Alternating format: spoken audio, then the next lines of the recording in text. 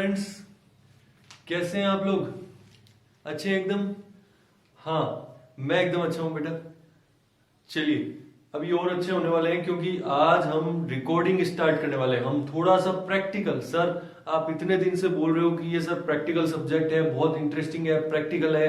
Interesting तो लगा होगा आपको, लेकिन सर प्रैक्टिकली अभी देखने को मिला नहीं हमारे को। हमने अभी तक कोई ट्रांजेक्शन ना तो रिकॉर्ड किया, ना हमने कोई कैलकुलेशन की। कॉस्ट क्या होती है, सेल्स कैसे कैलकुलेट करते हैं, प्रॉफिट जोड़ते हैं कि नहीं जोड़ते हैं, कुछ भी प्रैक्टिकली किया नहीं। सिर्फ प्रैक्टिकली बातें की हमने कि इसमें प्रैक्टिकली कैसे गुड सेल होता है, कैसे परचेज होता है, क्या क्या ट्रांजेक्शन्स होते हैं, कैसे उनको क्लासिफाई किया जाता है। लेकिन अभी तक हमने कुछ प्रैक्टिकल काम किया नहीं अपने हाथ से। तो सर अभी बड़ी इच्छा हो रही है कि सर हम कुछ प्रैक्टिकल काम करें। बेटा मेरी भी बहुत इच्छा है कि मैं आपको प्रैक्टिकल जो काम है वो फटाफट से सिखा दूं, लेकिन थोड़ा सा ये जो है स्टार्टिंग वाला जो फेज है उसके कंसेप्ट कहीं मैं नहीं चाहता कि कहीं थोड़ा सा भी कहीं कंफ्यूजन रह जाए, कुछ मिसअंडरस्टैंडिंग रह जाए। और यहाँ पे अगर थोड़ा सा लापरवाही की तो कई कंफ्यूजन्स, कई मिसअंडरस्टैंडिंग्स हो सकती है। इसलिए हम धीरे धीरे आराम से चलेंगे। और अभी आपके माइंड में अगर कुछ क्वेश्चंस आ रहे हैं तो उन क्वेश्चंस को आप धीरे धीरे बस क्लास आप देखते जाइए। ऑटोमेटिकली आपके जो क्वेश्चंस आ रहे हैं, आपके माइंड में जो कंफ्यूजन्स आ रही है, वो धीरे धीरे अपने आप जैसे जैसे आने वाली क्लासेज है, जैसे जैसे हम प्रैक्टिस करना स्टार्ट करेंगे, वैसे वैसे अपने आप क्लियर होती जाएगी। बट बस पैसेंस से करते जाइए, इसको ऐसे कीजिए। बस अकाउंट से प्यार होना चाहिए आपको। सिर्फ ऐसे नहीं कि हाँ सर हमें तो एग्जाम पास करना है इसलिए अकाउंट्स पढ़ रहे हैं हम। बेटा अकाउंट्स आप इसलिए पढ़ रहे हो क्योंकि ये बेसिक फंडा है, ये आपका कॉमर्स का मेन सब्जेक्ट है और आपके डेली लाइफ में, रूटीन में काम आने वाला है। चाहे आप सीए, एमबीए, कुछ फाइनेंस की डिग्री करो चाहे ना करो, अकाउंट्स का यूज आपका 100% आएगा। इतना मैं आपको कंफर्म बोलता हूं। और कोई सब्जेक्ट यूज आए चाहे नहीं आए, लेकिन अकाउंट्स का यूज आपकी लाइफ में जरूर आने वाला है, 100% आने वाला है। इसलिए अकाउंट्स को बेटा बड़ा ही मजे से कीजिए, इसको बर्डन नहीं लेना है। ये नहीं सोचना है कि ये अकाउंट्स के अंदर मार्क्स बनाने हैं, नंबर लेके आने हैं, इसलिए पढ़ रहा हूँ, एग्जाम के लिए पढ़ रहा हूँ। नहीं, कभी नहीं। अकाउंट्स प्रैक्टिकल सब्जेक्ट है, प्रैक्टिकल हमें तो सीखने से मतलब है, लर्निंग पे फोकस करना है।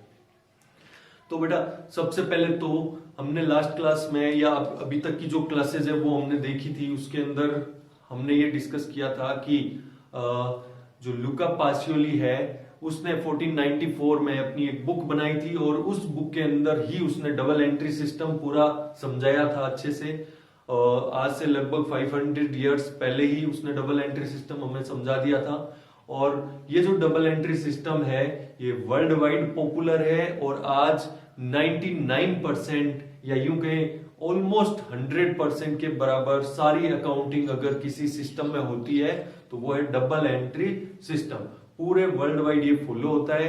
कोई ऐसी कंट्री नहीं, कोई ऐसी जगह नहीं जहां पे डबल एंट्री सिस्टम नहीं होता है। तो सब जगह डबल एंट्री सिस्टम चलता है, यूनिवर्सल है ये सिस्टम। और इस सिस्टम को हम समझने वाले हैं, यानी कि हम जो अकाउंटिंग पढ़ने वाले हैं वो अकाउंटिंग आपकी इंडिया में ही नहीं बल्कि इंडिया से बाहर भी सेम टाइप से चलने वाली है। कुछ छोटे मोटे कुछ वेरिएशंस प्रेजेंटेशन के हिसाब से अलग अलग कंट्रीज के थोड़े बहुत हो सकते हैं, वो भी मैं आपको जो अपनी मेन कंट्रीज है, जो बड़ी कंट्रीज है, डेवलप्ड कंट्रीज, यूएस वगैरह है, वहां पे क्या डिफरेंसेज है थोड़ा सा अकाउंटिंग में, वो भी मैं धीरे धीरे आपको बताते चलूंगा। पहले मैं आपको ये समझाऊं कि इंडिया के अंदर क्या अकाउंटिंग है, क्या प्रेजेंटेशन किया जाता है, फिर कहां पे क्या डिफरेंस है वो भी मैं आपको साथ साथ में बताऊंगा। तो सबसे पहले तो लुका पासियोली ने अपने को कहा था कि रिकॉर्डिंग के अंदर दो वर्ड्स यूज होंगे, डेबिट एंड क्रेडिट। तो ये डेबिट एंड क्रेडिट ही सब कुछ है। डेबिट एंड क्रेडिट पे ही सारी रिकॉर्डिंग टिकी हुई है। अगर आपको ये लॉजिकली क्लियर हो गया कि डेबिट करना कब है, किस अकाउंट को करना है, और क्रेडिट कब और किस अकाउंट को करना है, तो समझो अकाउंटिंग आपको समझ आ गई। डेबिट और क्रेडिट का मीनिंग कुछ भी नहीं होता है बेटा। डेबिट और क्रेडिट बस दो साइड, दो इफेक्ट दिखाने के तरीके हैं। जैसे आप या तो प्लस करोगे या माइनस करोगे, आप राइट करोगे या रॉन्ग करोगे। इसी तरह अकाउंटिंग के अंदर ट्रांजैक्शन के दो इफेक्ट जो होते हैं वो दो इफेक्ट दिखाने के लिए एक डेबिट करेंगे, दूसरा क्रेडिट करेंगे। डबल एंट्री सिस्टम का मतलब है हर एक ट्रांजैक्शन के कम से कम दो इफेक्ट होंगे। एक इफेक्ट दिखाने के लिए हम डेबिट करेंगे, दूसरा इफेक्ट दिखाने के लिए हम क्रेडिट करेंगे। और आज की क्लास में मैं आपको बताने वाला हूं कि डेबिट कब करेंगे और क्रेडिट कब करेंगे। तो जैसे एग्जांपल के लिए मान लो मैंने ये मार्कर परचेज किया, तो मार्कर परचेज किया और बदले में मैंने क्या दिया, कैश दिया। अपने जेब से पर्स निकाल के मैंने कैश उसको दिया। तो मार्कर जो है वो मेरे पास आ रहे हैं और कैश मेरे पास से जा रहा है। तो ये दो इफेक्ट हो गए ना, एक ही ट्रांजेक्शन है। क्या किया मैंने, मार्कर परचेज किए, ये पेन परचेज किए मैंने, लेकिन इस ट्रांजेक्शन के इफेक्ट कितने, दो। सर एक इफेक्ट हो रहा है कि मार्कर आ रहे हैं, दूसरा इफेक्ट हो रहा है कैश जा रहा है। तो ये दोनों इफेक्ट रिकॉर्ड करने के लिए मैं एक अकाउंट को डेबिट करूंगा, एक अकाउंट को मैं क्रेडिट करूंगा। This is the double sided effect, dual aspect principle भी इसको कहते हैं, डबल एंट्री सिस्टम भी इसको कहते हैं। तो यही डबल इफेक्ट दिखाने के लिए हम एक जगह डेबिट करेंगे, एक जगह क्रेडिट करेंगे। या यूं भी कह सकते हैं कि डेबिट हम लेफ्ट साइड को भी कहते हैं, क्रेडिट हम राइट साइड को कहते हैं। तो अभी आज की क्लास में अगर आप अच्छे से फोकस करते हो तो आपको ये क्लियर होने वाला है कि डेबिट कब करना है और क्रेडिट कब करना है। अगर समझ लो आपको डेबिट और क्रेडिट करने का जो फंडा है, जो अगर आपके माइंड में बैठ गया तो समझ लो अकाउंटिंग बहुत आसान लगने वाली है। बट ये एकदम आसान है, लेकिन अभी आपको काफी सोचना पड़ेगा, काफी टाइम लगेगा, तब जाकर के धीरे धीरे प्रैक्टिस चाहिए। तो आने वाली जो 2-3 क्लासेज है उनके अंदर हम पूरी तरह से डेबिट क्रेडिट पे अपनी कमांड बनाएंगे। ऐसा मत सोचना कि सर खाली आज की क्लास देख करके खाली हम रूल देख लेंगे, रूल पढ़ लेंगे और हमें डेबिट क्रेडिट में कुछ भी पूछ लो हम परफेक्ट हो जाएंगे, महाज्ञानी बन जाएंगे। तो बेटा ऐसी गलती नहीं करनी है।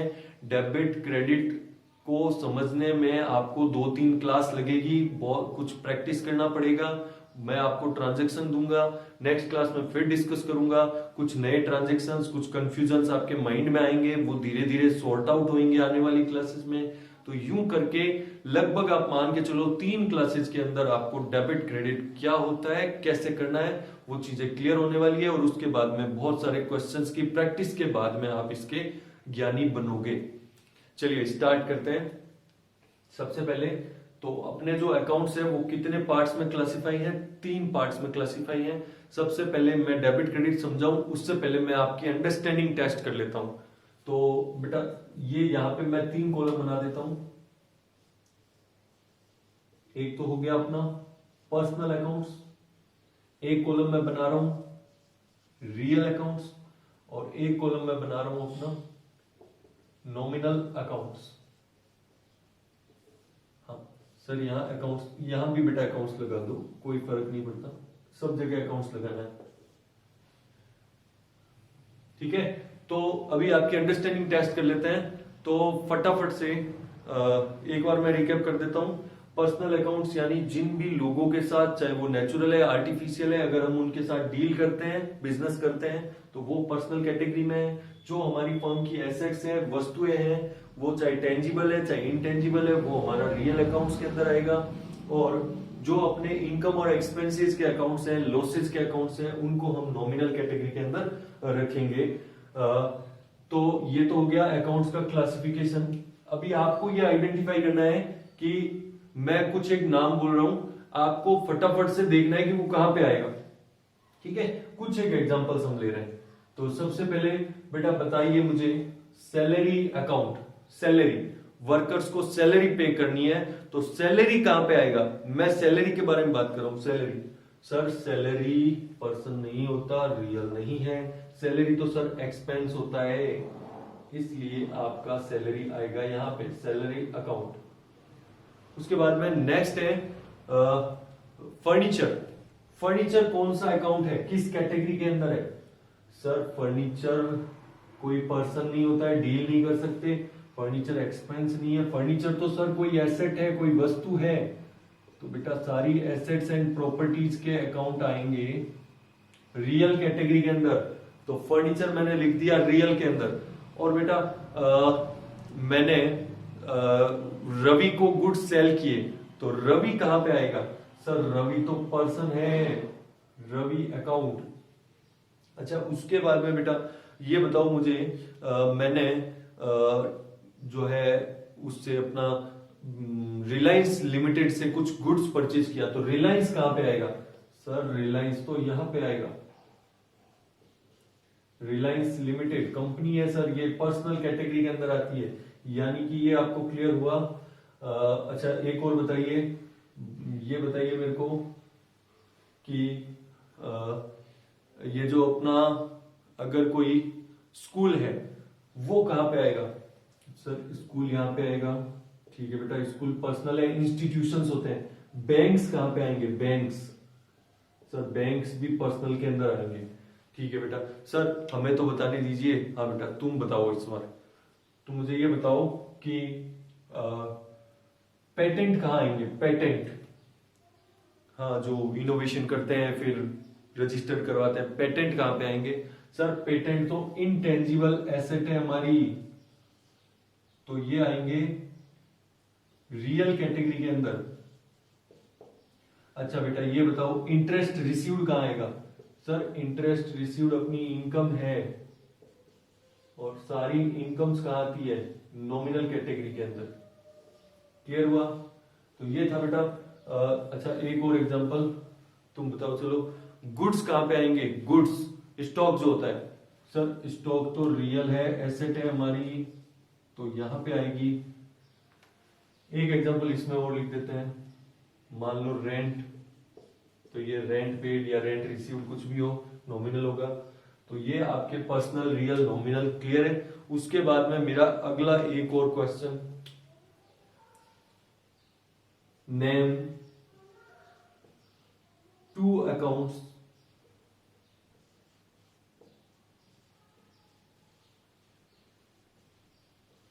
which are related to owner, proprietor। ऐसे दो अकाउंट के नाम बताइए जो ओनर से रिलेटेड है। सर ये कौन से अकाउंट आ गए जी? बेटा दो ऐसे अकाउंट है जो आपको मैंने बता रखे हैं जो ओनर से रिलेटेड होते हैं, ओनर के लिए यूज किए जाते हैं। सोचिए थोड़ा सा,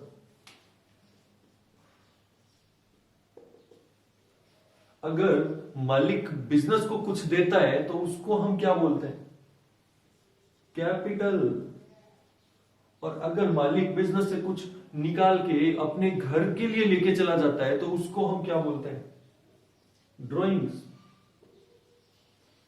यानी कि सर मान लो रमेश ने बिजनेस स्टार्ट किया, रमेश इज द प्रोपराइटर, और रमेश जो पैसे लगाता है तो उसको रमेश के नाम से लिखेंगे या कैपिटल के नाम से लिखेंगे? तो बेटा आपको एक बेसिक पॉइंट जो अभी तक नहीं बताया था वो नोट करवा देता हूं कि in the business owners name will not be recorded in any case. Owner का नाम कभी भी रिकॉर्ड नहीं किया जाएगा। ओनर के नाम की जगह पे ये दो अकाउंट्स लिखे जाएंगे, कैपिटल या ड्राइंग।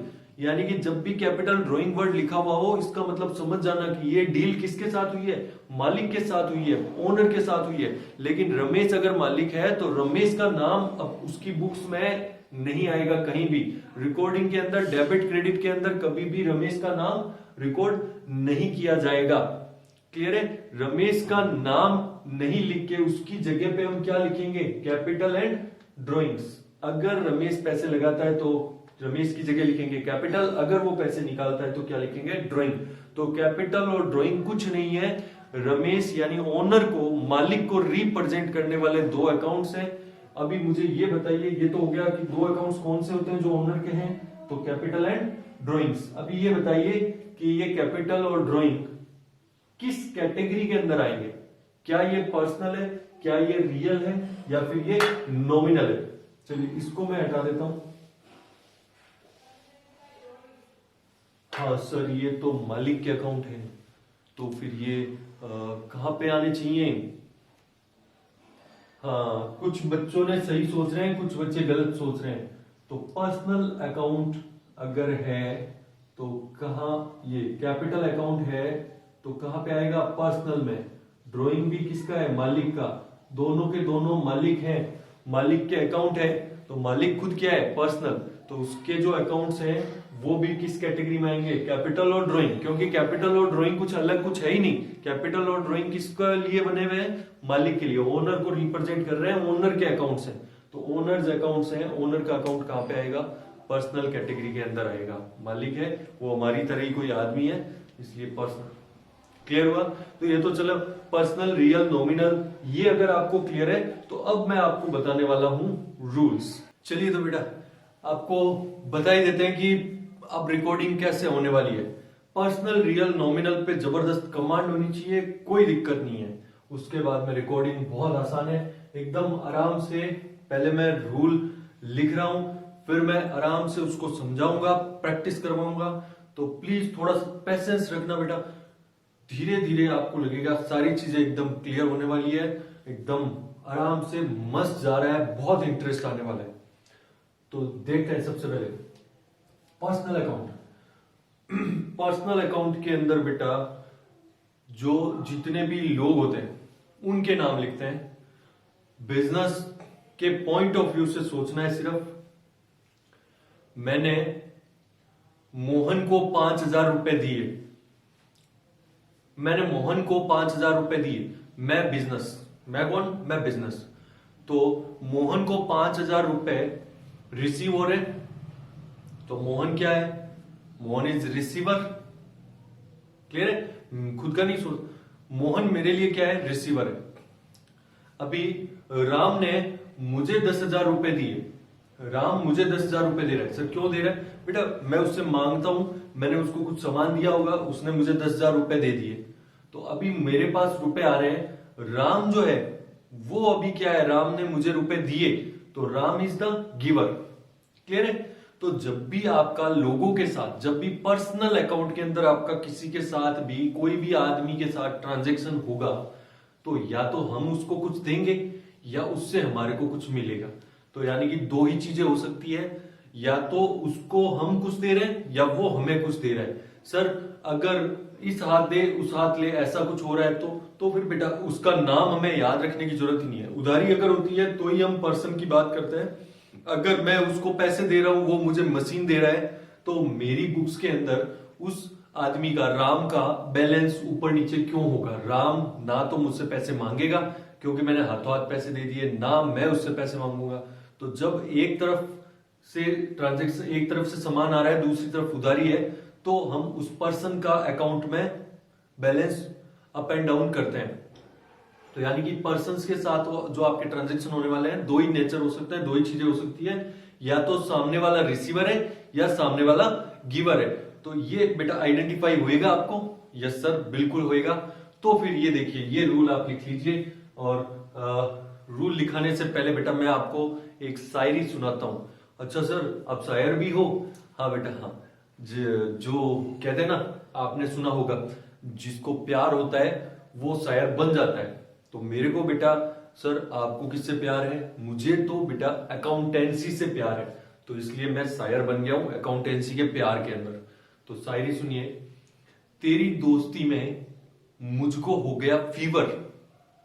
ओह क्या बात है। तेरी दोस्ती में मुझको हो गया fever. Debit the receiver, credit the giver. हो सर ये क्या था? ये बेटा बहुत ही शानदार शायरी है, अभी आपको धीरे धीरे मजा आएगा। Debit the receiver, credit the giver. तो वो जो शायरी थी उसके अंदर से मैंने ये बस दो लाइंस उठा ली जो हमारे काम की है। वो लाइंस क्या है? Debit the receiver, credit the giver. यानी कि जब भी किसी आदमी का नाम आए तो उस आदमी को ये आइडेंटिफाई करो कि वो रिसीवर है या गिवर है। अगर रिसीवर है तो डेबिट करना है, और अगर वो गिवर है तो उसको क्रेडिट करना है। ये हो गया पर्सनल अकाउंट का रूल, एकदम सिंपल। अभी सर कैसे, समझ नहीं आ रहा है सर? बेटा थोड़ा सा पेशेंस रखो, अभी सारी चीजें समझाऊंगा मैं धीरे धीरे। अभी आपको पर्सनल, रियल, नॉमिनल सब चीजें क्लियर हुई, वैसे ही अभी रूल्स भी क्लियर होने वाले हैं। पहले तीनों रूल्स हम लिख लेते हैं, उसके बाद में हम वन बाय वन समझेंगे, अच्छे से समझेंगे। तो आराम से, टेंशन ना लो, आप कोई दिक्कत नहीं है, सारी चीजें समझा के जाऊंगा मैं आपको, सब सब क्लियर हो जाएगा, सब बहुत आसान है बेटा, बहुत आसान है, कोई प्रॉब्लम वाली बात नहीं है। रियल अकाउंट्स, रियल यानी वस्तु है। जैसे ये देखो, ये एक वस्तु है, ये मार्कर है। अब मार्कर में डील कैसे हो सकती है, या मान लो ये फर्नीचर है या कुछ और है, उसमें क्या डील हो सकती है वस्तुओं के अंदर? या तो ये वस्तु मेरे पास आ रही है, या मैं किसी को दे रहा हूं तो मेरे से जा रही है। तो या तो वस्तु आएगी या वस्तु जाएगी, दो ही चीजें हो सकती है। तो वस्तु अगर आ रही है, स्टॉक आ रहा है, गुड्स आ रहे हैं, फर्नीचर आ रहा है, तो फर्नीचर का बैलेंस आपके पास बढ़ेगा। और अगर आप बेच रहे हो, आप किसी को दे रहे हो, तो फर्नीचर और का बैलेंस कम होएगा। तो ये जो बैलेंस आपका अप एंड डाउन हो रहा है, उसको हम रिकॉर्ड करते हैं रियल अकाउंट्स के रूल्स के अकॉर्डिंग। और रूल बेटा एकदम आसान है। क्या रूल है? Debit what comes in, credit what goes out. जो आ गया उसको डेबिट करो, और जो जा रहा है उसको क्रेडिट करो। Rule is simple. क्या रूल है? Debit what comes in, credit what goes out. अगर कोई भी वस्तु, कोई भी कैश, फर्नीचर अगर बिजनेस में आ रहा है तो उसको डेबिट करो, और अगर वो जा रहा है तो उसको क्रेडिट करो। एकदम सिंपल है। आने के लिए डेबिट, जाने के लिए क्रेडिट। यानी कि अगर एसेट्स या कोई वस्तु अगर बढ़ रही है बिजनेस में तो डेबिट करेंगे, और अगर घट रही है तो उसको क्रेडिट करेंगे। एकदम सिंपल से आपको पता चलेगा बेटा, आना जाना। हाँ सर, बिल्कुल पता चलेगा अपने को, कोई दिक्कत नहीं है। सर क्या ये ट्रांजेक्शन ये दो अकाउंट्स के बीच में ऐसे भी हो सकता है? हो सकता है बेटा। वो सब चीजें, सब बेटा धीरे धीरे, एकदम बहुत सारे क्वेश्चंस आएंगे, बहुत सारी क्वेरीज आएगी आपके माइंड में, धीरे धीरे सारी सॉर्ट आउट होने वाली है, धीरे धीरे सॉर्ट आउट होने वाली है। अभी अगर क्वेरीज में माइंड चलने लगा तो यहाँ भूल जाओगे, कुछ ना कुछ एस्केप हो जाएगा कि मैंने क्या बताया, क्या समझाया। इसलिए बेटा अभी एक बार के लिए क्वेरीज को प्लीज माइंड के अंदर रोक लो। अभी खाली यहाँ पे फोकस करो कि सर क्या बता रहे हैं, मैं क्या पढ़ा रहा हूं, वो अभी ध्यान दो। जो भी चीजें हैं वो सारी ऑटोमेटिकली क्लियर होने वाली है। आपकी जो क्वेरीज है वो बिना पूछे ही सॉल्व होने वाली है, ये आप लिख के रख लो। लेकिन उसके लिए आपको बस पैसेंस से देखना पड़ेगा, समझना पड़ेगा चीजें। उसके बाद में नॉमिनल अकाउंट्स। नॉमिनल अकाउंट्स के अंदर अपने वो अकाउंट्स आते हैं जो एक्सपेंसेस या लॉसेस से रिलेटेड होते हैं, या फिर इनकम एंड गेन से रिलेटेड होते हैं। तो क्या रूल बना? Debit all expenses and losses. जो भी नुकसान वाली चीजें हैं, जो भी लॉसेज है, एक्सपेंसेस है, वो सारे डेबिट कर दो। और जहां भी फायदा हो रहा है, credit all incomes and gains. और फायदे वाली जितनी भी चीजें हैं उन सारी चीजों को कर दो क्रेडिट। तो ये बन गया आपका नॉमिनल अकाउंट का rule. Debit all expenses and losses, credit all incomes and gains. तो बेटा रूल तो तीनों हो चुके हैं। अभी ये आपको खाली रूल बस देखने हैं, इनकी एप्लीकेबिलिटी अब मैं समझाने वाला हूं। अभी तक मैंने कुछ नहीं समझाया है। अभी किसी को ये सोचने की जरूरत नहीं है कि सर ये डेबिट कैसे होगा, क्रेडिट कैसे होगा। सर कोई दिक्कत नहीं है बेटा, मैं अभी आपको धीरे धीरे एकदम आराम से लेके जाऊंगा, कैसे डेबिट होगा, कैसे क्रेडिट होगा। जैसे जैसे ट्रांजेक्शन, मैं जो ट्रांजेक्शन लिख रहा हूं, मैं जो ट्रांजेक्शन समझा रहा हूं, बस केवल आपको उसके ऊपर फोकस करना है और कुछ नहीं करना है, और कोई दिमाग नहीं चलाना है। क्योंकि अभी बेटा बहुत सारे ट्रांजेक्शन्स मैं प्रैक्टिस करवाऊंगा खुद आपको अपने साथ, फिर आप धीरे धीरे और ज्यादा डेवलप करोगे अपने नॉलेज को। तो अभी तक नॉलेज डेवलप नहीं हुआ है, खाली मैंने आपको बताया है कि ये रूल्स होते हैं। अब इनकी एप्लीकेबिलिटी मैं आपको समझाऊंगा। तो यानी कि कोई भी अकाउंट हो, डेबिट और क्रेडिट, जो भी ट्रांजेक्शन होगा रिकॉर्ड क्या करेंगे, डेबिट और क्रेडिट। तो अभी चलिए सर एक सिंपल सा एकदम बेसिक सा एक ट्रांजेक्शन मैं आपको डिस्कस करवाता हूं। और ये ट्रांजेक्शन है आपका ट्रांजेक्शन नंबर 1। अच्छा ये मैं यहां लिख रहा हूं, ये पर्सनल अकाउंट से रिलेटेड ऐसा कुछ नहीं है, एक जनरल ट्रांजेक्शन लिख रहा हूं। ये यहाँ पे आपका कंप्लीट हो गया। पर्सनल, रियल, नॉमिनल के जो रूल्स है वो ये कंप्लीट है। फिर एक बेसिक सा एक ट्रांजेक्शन हम लोग डिस्कस करते हैं। ट्रांजेक्शन है कैश ₹5,000 पेड। किसको पे किया हमने? Paid to Ganesh. गणेश हमारा सप्लायर है जिससे हमने उधार माल खरीदा हुआ था। तो गणेश हमसे रुपए मांग रहा था और हमने गणेश को कितने रुपए पे कर दिए? 5,000। तो अभी ये सर वो परचेज किया था, क्या किया था, वो ट्रांजेक्शन रिकॉर्ड नहीं करे। अभी एक ही ट्रांजेक्शन रिकॉर्ड करना है कि गणेश को 5,000 रुपए दिए। क्या ट्रांजेक्शन है? गणेश को 5,000 रुपए दिए।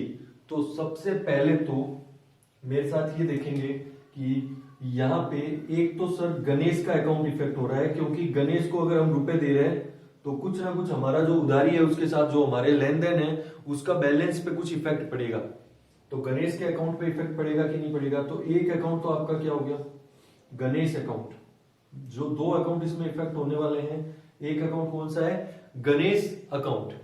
और सर दूसरा अकाउंट, तो आप बेटा गणेश के साथ क्या डील कर रहे हो, क्या ट्रांजेक्शन कर रहे हो? सर उसको हमने कैश दिया है। कैश सर रियल के अंदर होता है। चलो कैश अगर दिया है तो दूसरा आपका कैश का बैलेंस कम ज्यादा होगा कि नहीं होगा? तो जो दो अकाउंट में आपका चेंज होने वाला है, कुछ बैलेंस में इफेक्ट आने वाला है, उन दोनों अकाउंट के नाम क्या क्या हो गए इसमें? Ganesh and cash account. अच्छा अब ये बेटा ये बताएंगे आप मेरे को कि गणेश अकाउंट कौन सी कैटेगरी में आएगा? गणेश अकाउंट पर्सनल है, रियल है, नॉमिनल है?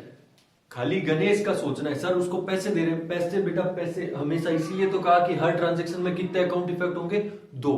तो यहाँ पे जब गणेश को रुपए दे रहे हैं तो कौन कौन से अकाउंट इफेक्ट हो रहे हैं? एक गणेश का, एक कैश का। तो गणेश को सोचना है आपको भी खाली।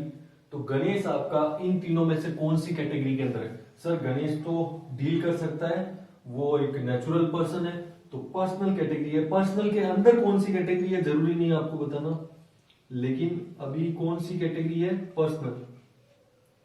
और कैश बेटा कौन सी कैटेगरी है? Cash account. सर कैश तो वस्तु होता है, रियल होता है, यहां पे है सर कैश। तो कैश अकाउंट आपका क्या है? रियल। क्लियर है यहां तक? गणेश अकाउंट क्या है आपका? पर्सनल। कैश अकाउंट है रियल। अब आपको यहां पे ये बताना है इनमें से इतना भी कंफर्म है, अगर यहाँ दो अकाउंट है तो बेटा एक अकाउंट डेबिट होना है हमेशा, एक अकाउंट हमेशा क्रेडिट होना है। कभी ऐसा नहीं होगा कि दोनों डेबिट हो जाए या दोनों क्रेडिट हो जाए। तो एक अकाउंट डेबिट कौन सा होगा और एक अकाउंट क्रेडिट कौन सा होगा वो आपको यहाँ पे बताना है। तो पर्सनल के अंदर जो रूल अप्लाई होगा वो पर्सनल का, ये पर्सनल अकाउंट के रूल्स हैं, ये वाले रूल्स, ये दोनों रूल्स आप यहां पे अप्लाई करो। क्या रूल है? Debit the receiver, credit the giver. अब आपने कहा गणेश है वो पर्सनल है, और जो पर्सनल है तो पर्सनल अकाउंट का रूल लगेगा। अब मुझे ये बताओ कि गणेश रिसीवर है या गिवर है? यहां पे इस ट्रांजेक्शन के अंदर गणेश क्या है? रिसीवर और गिवर। हमने लिखा है कैश ₹5,000 पेड टू गणेश। हमने गणेश को 5,000 रुपए दिए हैं, मतलब गणेश को 5,000 रुपए रिसीव हो रहे हैं। हम अपने बिजनेस के हिसाब से सोचना है, रुपए हमारी तरफ से जा रहे हैं और रिसीव किसको हो रहे हैं? गणेश को हो रहे हैं। तो गणेश को 5,000 रुपए रिसीव हो रहे हैं, तो गणेश इज द रिसीवर। तो रूल यहां पे इन दोनों में से एक रूल लगेगा, और वो रूल कौन सा लगेगा? Debit the receiver. तो गणेश को क्या कर देंगे? गणेश अकाउंट क्या हो जाएगा? डेबिट। क्लियर हुआ? डेबिट, डेबिट को शॉर्ट में लिखते हैं DR डॉट। उसके बाद में ये बताइए बेटा कि अगर कैश है वो रियल अकाउंट है, तो रियल अकाउंट के अंदर रिसीवर गिवर नहीं चेक करते हैं, रियल अकाउंट के अंदर रूल चेक करते हैं ये वाले, ये जो आपके रूल्स हैं ये। तो debit what comes in, credit what goes out. अगर कोई भी वस्तु के अकाउंट में ट्रांजैक्शन हो रहा है, कोई भी वस्तु के अकाउंट में बैलेंस ऊपर नीचे हो रहा है, तो उसको रिकॉर्ड करेंगे इस रूल के according. Debit what comes in, credit what goes out. तो तो जो रियल के अंदर जो वस्तु है यहाँ पे वो वस्तु है कैश। और आपको ये देखना है कि कैश फर्म के हिसाब से सोचना है, बिजनेस के हिसाब से, बिजनेस में कैश आ रहा है या बिजनेस से कैश जा रहा है, बताइए। Debit what comes in, credit what goes out. Cash paid 5000 to Ganesh, Ganesh को कैश, गणेश की तरफ से नहीं सोचना है, बिजनेस की तरफ से। बिजनेस से कैश आ रहा है कि जा रहा है, बिजनेस में कैश बढ़ेगा कि घटेगा? सर घटेगा, क्योंकि गणेश को हमने चुका दिया तो हमारा कैश तो क्या होगा, कम। तो कैश अपना जा रहा है तो रूल लग जाएगा क्रेडिट व्हाट गोज आउट। तो लिखेंगे credit what goes out. Clear हुआ? तो यानी कि कैश अकाउंट को कर दिया जाएगा क्रेडिट। क्रेडिट यानी सीआर डॉट, शॉर्ट में लिखते हैं सीआर डॉट क्रेडिट। तो ये था ट्रांजैक्शन जिसके अंदर हमने आइडेंटिफाई किया कि कौन सा अकाउंट डेबिट करना है, कौन सा क्रेडिट करना है। अभी ये कैश पेड टू गणेश जो है उस ट्रांजैक्शन का फाइनल रिजल्ट क्या बना, गणेश को हम डेबिट करेंगे और कैश को हम क्रेडिट करेंगे। तो एक अकाउंट डेबिट हुआ, एक अकाउंट क्रेडिट हुआ। डेबिट क्यों किया वो मैंने समझाया, क्रेडिट क्यों किया वो मैंने समझाया। चलिए एक ट्रांजैक्शन और अभी डिस्कस करते हैं अपने, ट्रांजैक्शन नंबर 2। ये हटा के डिस्कस कर लेते हैं। चलो रूल्स लिखे हुए पड़े हैं आपके पास, और एक ट्रांजैक्शन और हम लोग डिस्कस करते हैं। ट्रांजैक्शन नंबर 2 एकदम सिंपल। अभी मैं कोई टिपिकल ट्रांजैक्शन या बहुत हार्ड ट्रांजैक्शन डिस्कस नहीं करवाऊंगा, एकदम सिंपल सिंपल ट्रांजैक्शन हम बेसिक डिस्कस करेंगे।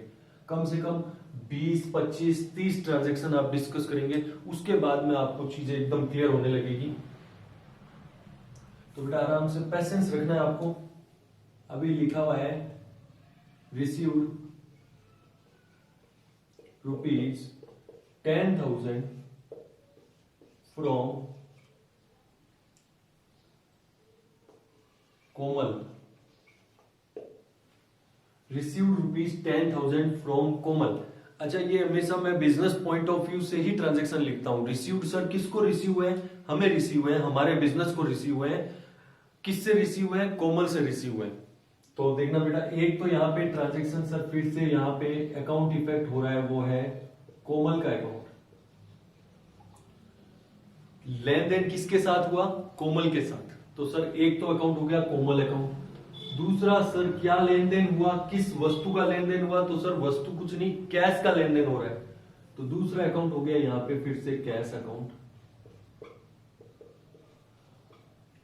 ठीक है बेटा, कोई दिक्कत नहीं है। कोमल और कैश अकाउंट, दो अकाउंट इफेक्ट हो रहे हैं। अब आपको फिर से ये बताना है कि कोमल है वो कौन सा कैटेगरी के अंदर आएगा? तो सर कोमल तो पर्सनल कैटेगरी के अंदर आएगा। और बेटा कैश कौन सी कैटेगरी में आएगा? रियल कैटेगरी में आएगा। तो अब आपको बेटा ये बताना है कि पर्सनल के अंदर जो आपका रूल है उसमें से यहाँ पे ये 2 पॉइंट है, डेबिट क्रेडिट। तो यहाँ पे कोमल के लिए, कोमल कौन सा है? पर्सनल अकाउंट है। तो मैं पर्सनल के अंदर रूल कौन सा लगा रहा हूँ? पर्सनल का रूल लगा रहा हूँ मैं, ये वाला रूल यहाँ अप्लाई कर रहा हूँ। तो debit the receiver, credit the giver.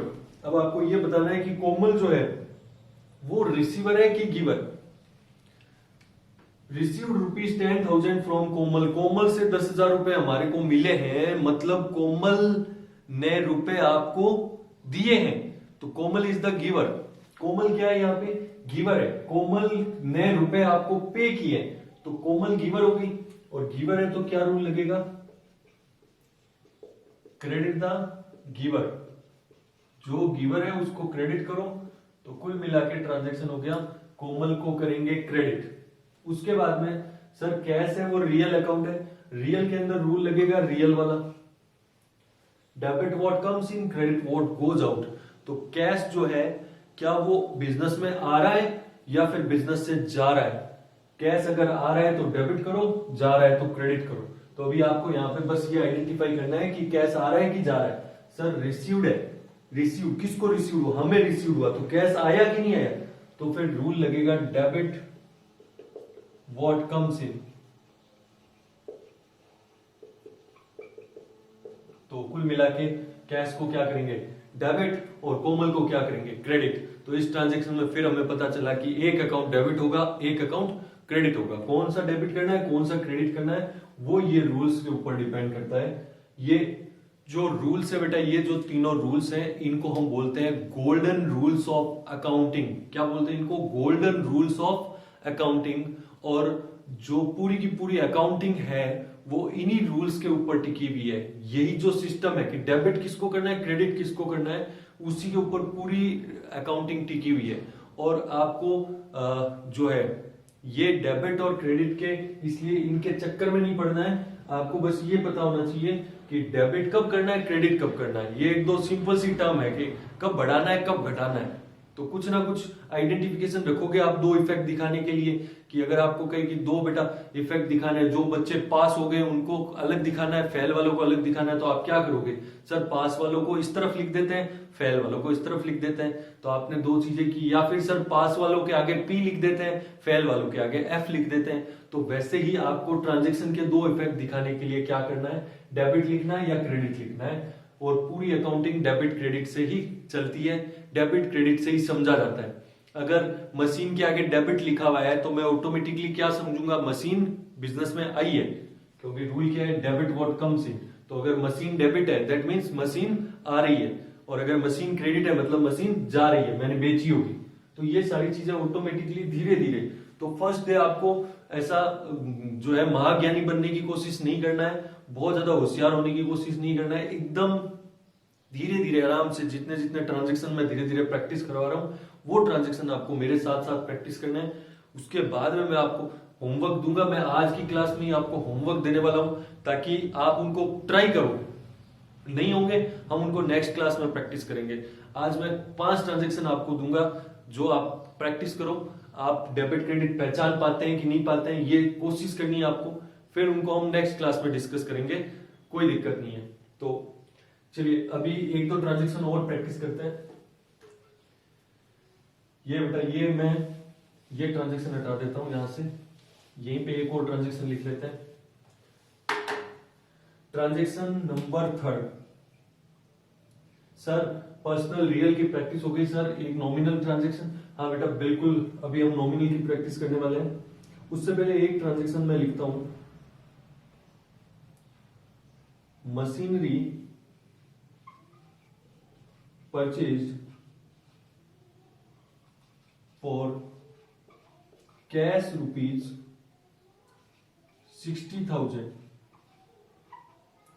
Sir किससे खरीदी बेटा, क्या फर्क पड़ता है, क्या लिखा है आपने, फॉर कैश। जब पैसे अगर आपने हाथों हाथ चुकाने हैं तो फिर किससे खरीद रहे हो, उससे क्या फर्क पड़ता है, उसका क्या बैलेंस अकाउंट में ऊपर नीचे होगा नहीं होगा।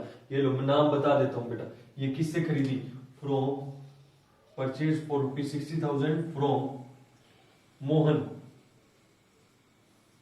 क्वेश्चन ये कि क्या मोहन का कुछ यूज है यहाँ पे, नो सर। क्यों नहीं है, क्योंकि बेटा मोहन का बैलेंस हमारी बुक्स में इफेक्ट हो ही नहीं रहा है, क्योंकि हमने ट्रांजेक्शन जो किया वो कैश पे किया है। एक मशीन ले रहे हैं, उधर पैसे हाथों हाथ दे रहे हैं। तो मोहन का हमें क्या करना और मोहन को हमारा क्या करना, हम दोनों का बैलेंस कुछ भी अप एंड डाउन नहीं होगा, इसलिए मोहन को यहाँ पे कंसीडर नहीं करेंगे। जब ट्रांजेक्शन आपका उधारी पे हो, क्रेडिट पे हो, तो ही जो है पार्टी का नाम कंसीडर करते हैं, पार्टी को हम बैलेंस इफेक्ट करते हैं। लेकिन अगर ट्रांजेक्शन कैश पे है, हाथों हाथ पैसे आ रहे हैं जा रहे हैं, तो फिर मोहन का कोई मतलब ही नहीं रह जाता। तो सर यहाँ पे फिर दो अकाउंट कौन कौन से इफेक्ट हुए, एक तो बेटा मशीन अकाउंट, और दूसरा वो भी बेटा दिख रहा है आपको कैश अकाउंट। मशीन आ रही है, कैश जा रहा है, ट्रांजेक्शन एकदम सिंपल, एकदम आसान ट्रांजेक्शन है। मशीन आ रही है, कैश जा रहा है, मशीन आ रही है, कैश जा रहा है। तो बेटा आराम से कोई दिक्कत नहीं है। सबसे पहले आप ये देख लो कि मशीन और कैश, मशीनरी कौन से कैटेगरी के अंदर है, मशीनरी क्या पर्सनल होती है, नहीं सर। तो फिर क्या होती है, मशीनरी रियल, सारी वस्तुएं रियल। तो मशीनरी आपकी है रियल, कैश आपका क्या है, वो भी है रियल। अब यानी कि दोनों, सर ऐसा भी हो सकता है दोनों रियल हो, बेटा हो सकता है दोनों रियल अकाउंट के अंदर भी ट्रांजेक्शन हो सकता है। तो अगर ये दोनों रियल है तो रियल के रूल लग जाएंगे। रियल का रूल है debit what comes in, credit what goes out. अब मुझे तो ये बता दो कि मशीन के अंदर कौन सा रूल लगेगा मशीन के लिए। मशीन आ रही है कि जा रही है? हाँ सर, मशीन तो खरीदी है, तो मशीन हमारे पास बिजनेस के अंदर आएगी कि जाएगी? सर मशीन बिल्कुल आएगी हमारे पास। तो बेटा मशीन के लिए रूल लगेगा डेबिट व्हाट कम्स इन। और कैश सर जा रहा है, ऐसा नहीं होता, दोनों चीजें आएगी। तो क्रेडिट व्हाट गोज आउट, ये रूल लग जाएगा और ट्रांजैक्शन बन गया। मशीन को तो डेबिट करो और कैश को क्रेडिट करो। क्लियर हुआ?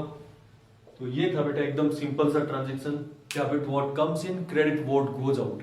कोई दिक्कत नहीं है, एकदम आराम से धीरे धीरे एक दो ट्रांजैक्शन में आपको और प्रैक्टिस करवाता हूं ताकि और ज्यादा क्लियरिटी हो आपको। बेटा आज मेरा मन कर रहा है कि आपको मैं यूं ट्रांजैक्शन प्रैक्टिस करवाता ही रहूं। सारे ट्रांजैक्शंस जितने भी आपके माइंड में आ रहे हैं वो सारे ट्रांजैक्शन आज ही करवा दूं, मैं सारा काम आज ही खत्म कर दूं। बड़ा मन हो रहा है। हाँ सर हमारा भी बड़ा मन है। चलो बेटा फिर मैं एक और ट्रांजैक्शन प्रैक्टिस करवाता हूं तुम्हारे को।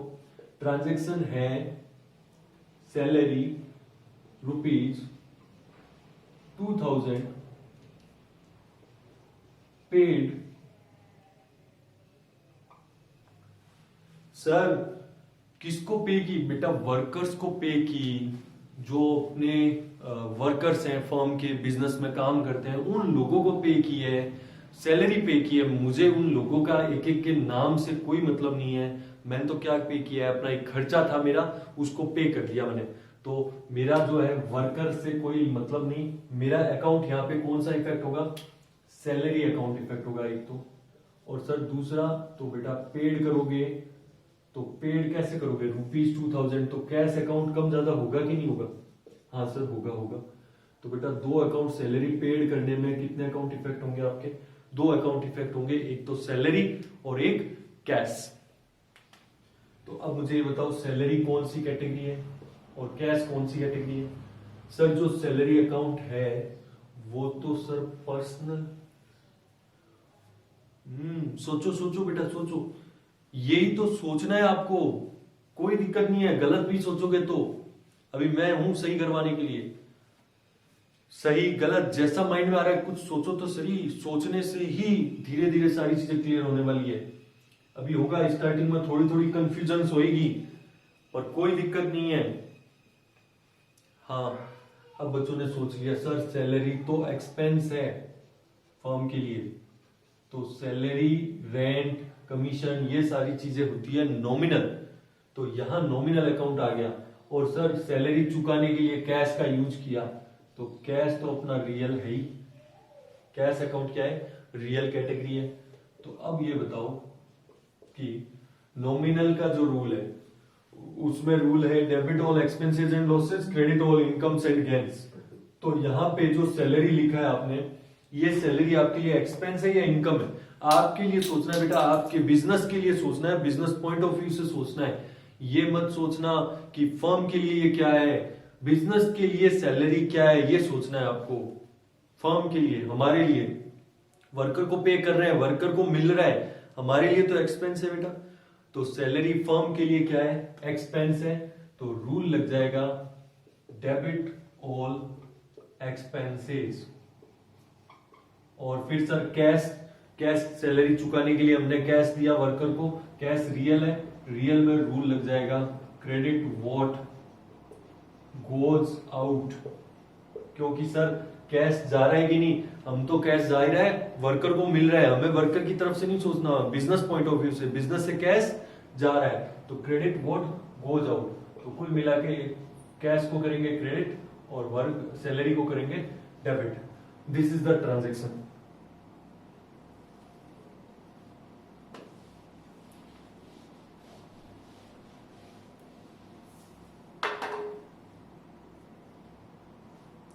क्लियर हुआ बेटा ये ट्रांजेक्शन आपको? चलिए एक ट्रांजेक्शन, लास्ट ट्रांजेक्शन एक और डिस्कस करते हैं हम लोग।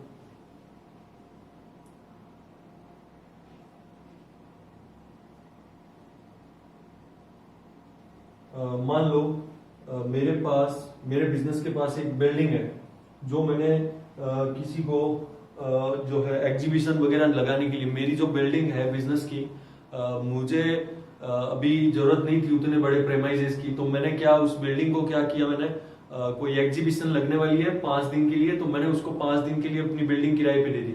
मैंने कहा आप लगाओ एग्जीबिशन, प्रॉफिट लॉस वो अपना अपना खुद रखेगा, लेकिन मैं उससे क्या लेने वाला हूँ, रेंट लेने वाला हूँ। मैंने उसको कहा मैं रेंट लूंगा, तो मुझे रेंट रिसीव हुआ। जैसे ही एग्जीबिशन लगी मैंने एडवांस के अंदर रेंट ले लिया, रेंट रिसीव्ड ₹10,000। सर किससे मिला? बेटा किसी से मिलो ना, हमें जब रेंट मिल गया अब हमें उससे कोई मतलब नहीं। हमारे लिए जो इनकम है वो रेंट की इनकम है और पैसा मिलना चाहिए। कौन था क्या था कोई मतलब नहीं है, मैं नाम बता भी दूं XYZ कोई कंपनी थी, छोड़ो ना, क्या करना उससे। अगर पैसे मिले नहीं होते, उधारी होता, तो हम उसका नाम याद रखते, उसका एड्रेस लिखते। जब पैसा मिल गया तो क्या बात खत्म। तो क्या है ट्रांजेक्शन, रेंट रिसीव ₹10,000। तो सबसे पहले तो एक अकाउंट तो सर इफेक्ट हो रहा है रेंट का, एक अकाउंट इफेक्ट हो रहा है सर कैश का। रेंट है वो आपके लिए क्या है, नॉमिनल है सर, ये तो इनकम है हमारी, चाहे एक्सपेंस हो चाहे इनकम हो। एक्सपेंसेस एंड इनकम्स के सारे अकाउंट कौन से होते हैं, नॉमिनल में। और इसी तरह सर ये जो है कैश जो है वो आपके लिए क्या है, रियल। अब ये बताओ, नॉमिनल के अंदर 2 रूल है, debit all expenses, credit all incomes. तो रेंट जो है वो आपके लिए इस बार खर्चा है कि इनकम है? सर रेंट रिसीव्ड, हमने उसको दी बिल्डिंग, तो ये तो सर हमारे लिए इनकम हो गई।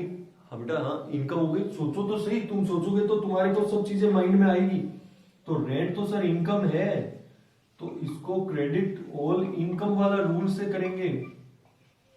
कोई भी इनकम हो तो उसको क्या करेंगे, क्रेडिट, इनकम के नाम को क्रेडिट करेंगे। और जो उसके लिए पैसे मिले वो रियल है। रियल के अंदर अब देखो कैश आ रहा है कि जा रहा है, सर कैश आ रहा है हमारे को। डेबिट व्हाट कम्स इन,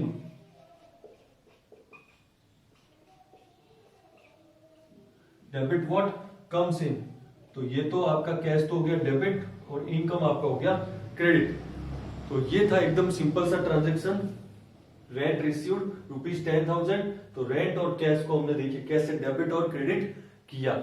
तो बेटा चलिए ये क्लियर हुआ आपको।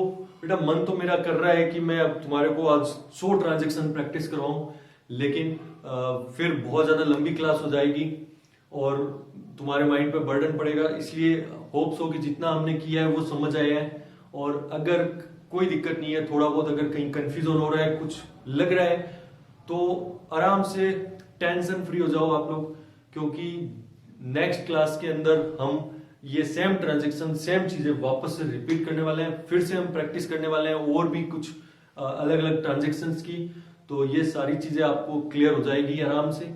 अभी 5 ट्रांजेक्शन एकदम सिंपल से ट्रांजेक्शन मैं आपको होमवर्क में भी दे रहा हूं, लेकिन अगर आपको लगे कि आप कर सकते हो, सारी चीजें आपको समझ आई है, तो आप इन रूल्स को देख करके आराम से कवर करो। अगर आपको लगता है कि नहीं होने वाला है, छोड़ो, कोई दिक्कत नहीं है, मैं हूं ना, नेक्स्ट क्लास में कवर करेंगे। और ये सब रूल याद करने के, बेटा कुछ याद नहीं करना है, कुछ रटाफिकेशन नहीं चाहिए अपने को अकाउंट्स के अंदर। नेक्स्ट क्लास के अंदर मैं आपको कंफर्म बोल रहा हूं कि आप ये सारे रूल्स ऑटोमेटिकली ये देखोगे कि आपके माइंड में सेट हो चुके हैं।